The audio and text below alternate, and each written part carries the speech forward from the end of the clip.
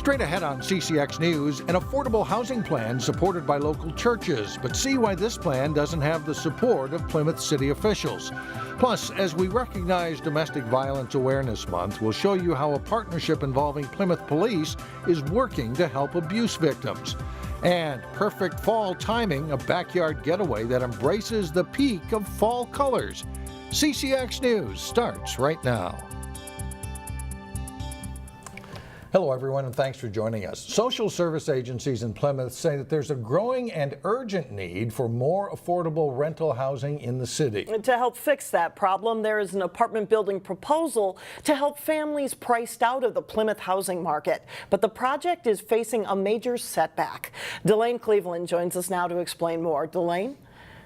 Mike and Alex, the housing unit would be called Cranberry Ridge. Proponents say this would help make the city of Plymouth stronger, but the proposed location is a major hurdle.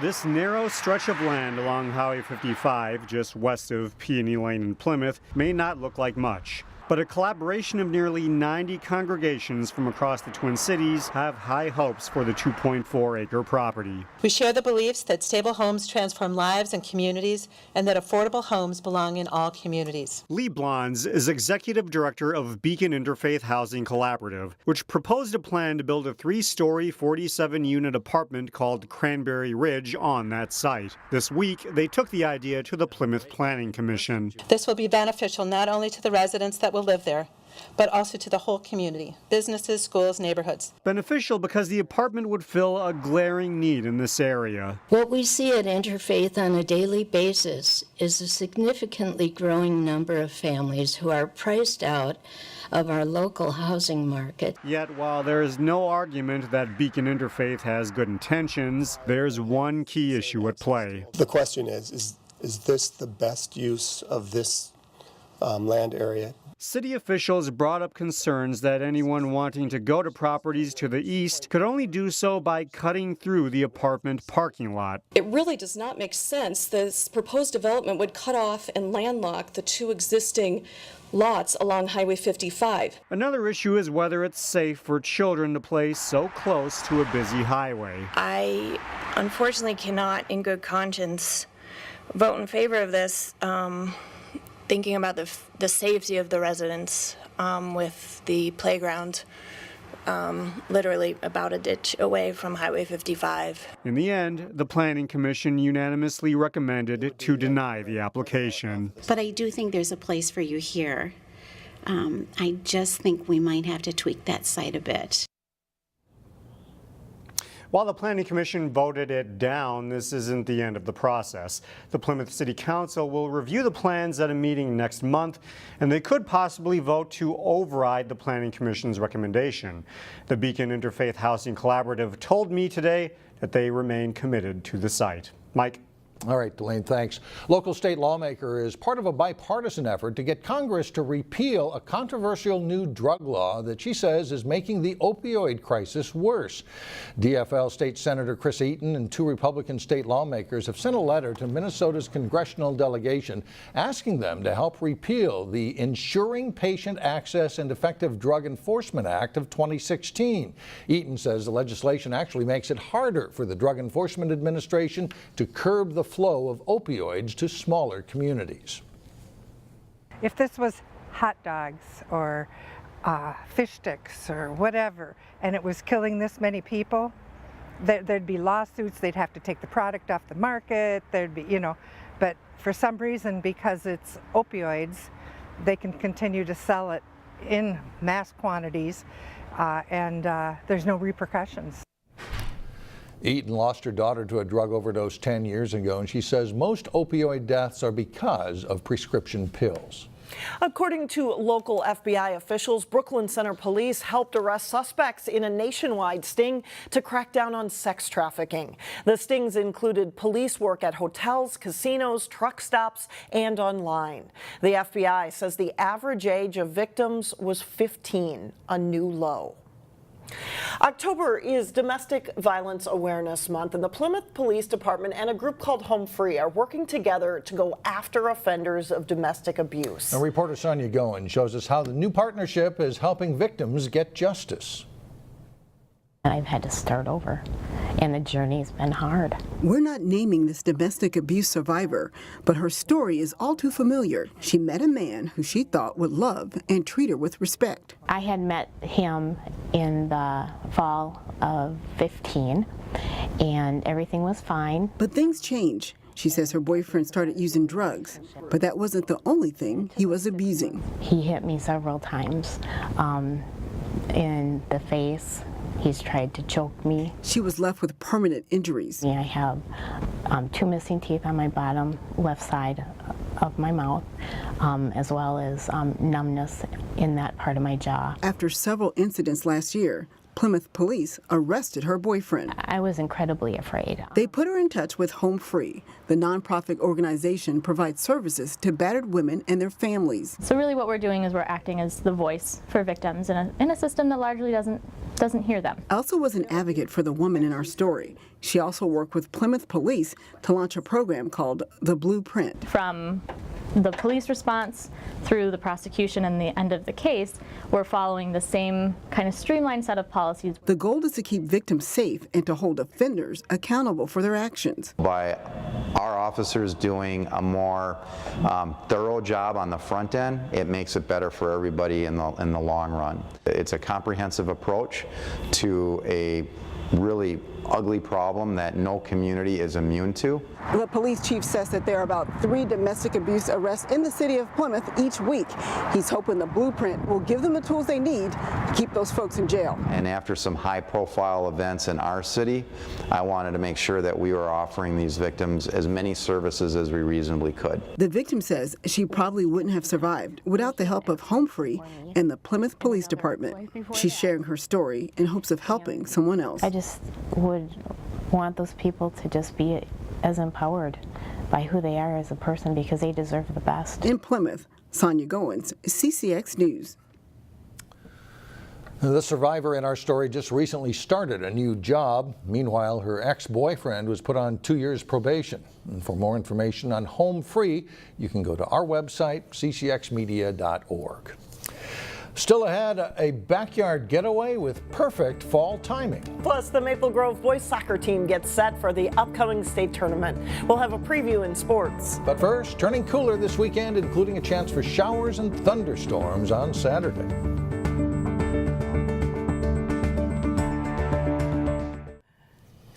In Brooklyn Center this weekend, an event to celebrate moms and their sons. This is the 3rd year for the Mother and Son Gala. These are pictures from last year's dance, which includes food and entertainment. The event is sponsored by the Positive Image Group. The founder says the goal is to recognize moms and also mentor young men, so that we have a group of boys that we're able to target and also mentor.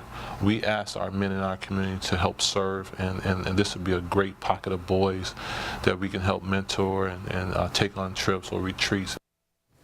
The event takes place on Sunday from 4 to 8 at the Earl Brown Heritage Center in Brooklyn Center. As fall colors peak, it is a perfect time for this week's edition of Backyard Getaways. And this week, Eric Nelson takes us to a local park reserve and a farm that's plump full with pumpkins.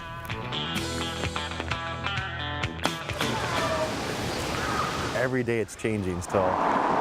Driving here is beautiful, walking here is beautiful. The colors are just very vibrant. At the Eastman Nature Center, it's been a Technicolor fall. Red, green, and yellow. This is one of the best that I've seen in the last 5 years. The leaves are gorgeous. They're every color. Temperatures very comfortable, sweatshirts, and everybody's fine. There is autumn gold, blaze orange, and radiant red in these sugar maple forests. It's pretty incredible, and there's not many places in the country like it. Trees are popping and peaking. Yeah, we love the fall. It's one of our favorites. The explosion of color makes this a perfect time to hop on one of the Eastman Trails, which is part of Elm Creek's 54-mile trail system. You don't have the insects that we get in the summer. You have the nice, beautiful, cool weather.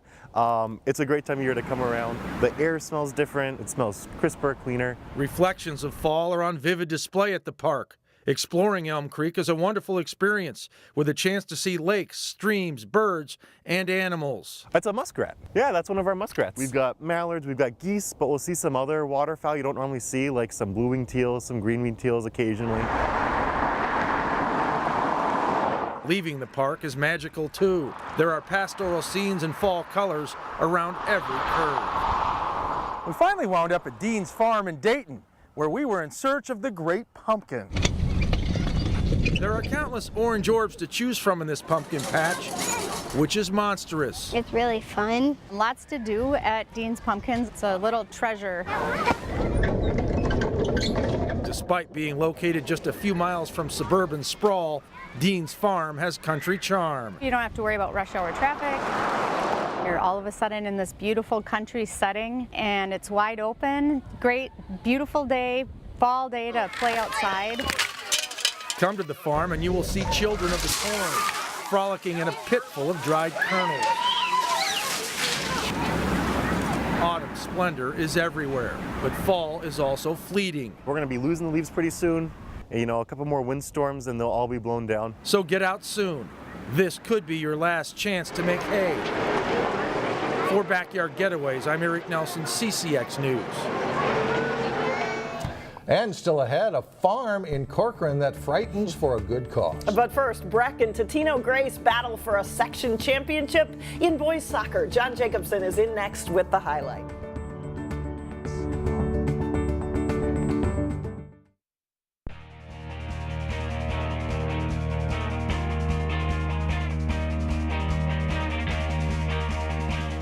I'm John Jacobson with sports. Breck and Totino Grace have each made their share of state tournament appearances in boys soccer. These two met up Thursday night in the Section 5A final. The Mustangs, the number 3 seed, Totino Grace, the 1 seed in the section. No scoring until the second half. Totino Grace's outstanding forward, Herbert Endeley, gets past the defender, slips a shot inside the far post for a goal, and it's 1-0 Eagles. 8 minutes later, and watch this play by the Mustangs. Eric Smits the free kick, and William Surachu getting the great header for the goal. That ties the score at 1 on Surachu's 4th goal of the season. But Grace goes back in front with a great goal of their own. Endeley's corner kick perfectly headed in by Matthew Hagan. His goal proves to be the game winner. The Eagles are headed to the state tournament for the first time since 2013 with a 2-1 win. I think it really prepares us because our only loss was to Blake, and these guys beat them, so beating Breck was a huge confidence booster for us. We've drawn that play up a million times. Their goalkeeper's a great goalie. I just followed my run, went to the back, and knocked it in. 4 local soccer teams are in the Class AA tournament. The girls and boys teams from Wayzata and Maple Grove. The Maple Grove boys are probably the least heralded of the bunch, but they have played well this fall. Maple Grove tuned up for the state tournament at a Thursday practice. The Crimson are 15-1-2 coming into the tournament. They dominated the second half on the way to a 3-1 win over St. Cloud Tech in the Section 8AA title game. It was a spectacular experience and feeling, you know, one-in-a-life opportunity. So I'm glad it happened. I'm really thankful for that. So yeah. You know, they're a good team. They really worked hard. They were a skilled team. But you know, they scored one, and then we kind of just started going. It kind of just turned a switch, and you know, we just kept on going from there, and thought we did pretty good. It's a Crimson team with a lot of juniors in key roles, and the squad has surprised some with this strong of a season this fall. With at least a week between their section final and their first state game, keeping sharp without wearing the guys out is a key. It's good to give them a rest. You know, it's a long season. We have a 14-team conference. We've been at it every day since mid-August, and yeah, we try to keep things different. We'll do different team bonding things. We'll go out to dinner together, watch film, watch games. Sometimes we'll do stuff that's not soccer related and just kind of come out here and hang out. So it's just, again, try to keep a good variety, but keep them fresh. Seeding for the state girls and boys tournaments takes place Saturday morning, and quarterfinal matchups and sites will be announced then. The high school football playoffs start up next week, Tuesday for some teams, while the large enrollment schools' first games are next Friday night. In Class 6A, Maple Grove hosts Wayzata Friday night at 7. That's a repeat of the regular season finale just 2 days ago. Champlin Park plays at Moundsview, and Armstrong is at Blaine. Hopkins travels to face top-seeded St. Michael Albertville, while Totino Grace is home to play Anoka. Section playoff action starts Tuesday in the other classes. Park Center goes to Irondale. The Knights beat the Pirates during the regular season. Osseo heads to Sauk Rapids in a Section 6 game. The winner of that one plays at Elk River next Saturday. In Class 4A, unbeaten Benilde St. Margaret's earns a first-round bye, and they'll host a game next Saturday. Brooklyn Center is home to play Pine City in their Class 3A Section 5 game on Tuesday night. Providence Academy home to face Watertown Mayor in Section 2-3A.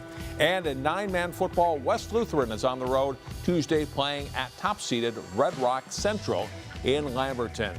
And congratulations to the Maple Grove volleyball team. The Crimson went 4-0 Thursday to win the Sartell St. Stephen's tournament, beating St. Cloud Cathedral in the championship. Seeding for most of the section tournaments in volleyball happens this weekend. And that is all for sports. Mike and Alex, back to you. All right, thanks a lot, John. Up next, the place where you just may hear a scream or two. Where creepy creatures roam freely at night. We'll be right back.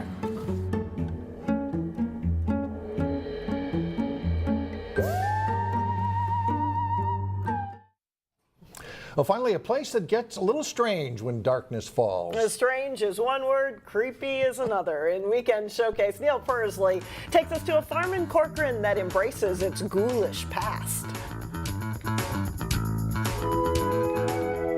Driving into the Johnson family farm in the daytime, it looks just like another slice of heaven tucked away in Corcoran. This is our 8th year doing it. But as the sun sets, the mood around this farm turns decidedly creepy. And I've always started liking it when I was young. Is we go to the local pumpkin patches and do different like fun hay rides, and I've always enjoyed it. He enjoyed it so much that he decided to try his hand at a haunt, and in 2010, Erie Acres was born. We start putting stuff up beginning of June. Although the whole family pitches in and helps out, Zachary Johnson has been the driving force. The goal of Erie Acres is to go through and raise as much food and money as we can for Cross Services, which is in Rogers, Minnesota, which helps donate to local families in need. Over the years, Zachary says they've donated hundreds of dollars and hundreds of pounds of food to Cross. Erie Acres is designed for the whole family. The scariest part for me was the corn maze. That gave me the shivers. We thought we'd try something that's still scary, but not overly scary, so everybody could enjoy it. My favorite part of it was everything. And it's value priced at $5 per person. And even at that low price, there's still a discount to be had. We offer a $1 discount for any food items donated for Cross Services. It's a lot of fun, and I give Erie Acres a rating of BV for best value in family Halloween fun. From Erie Acres in Corcoran, Neil Persley, CCX News. Erie Acres is open Friday and Saturday nights from 7 to 9:30 through the end of the month. And for more information, you can go to erieacres.net. And that is all the news for us. Thanks so much for joining us. See you back here on Monday. Have a good weekend.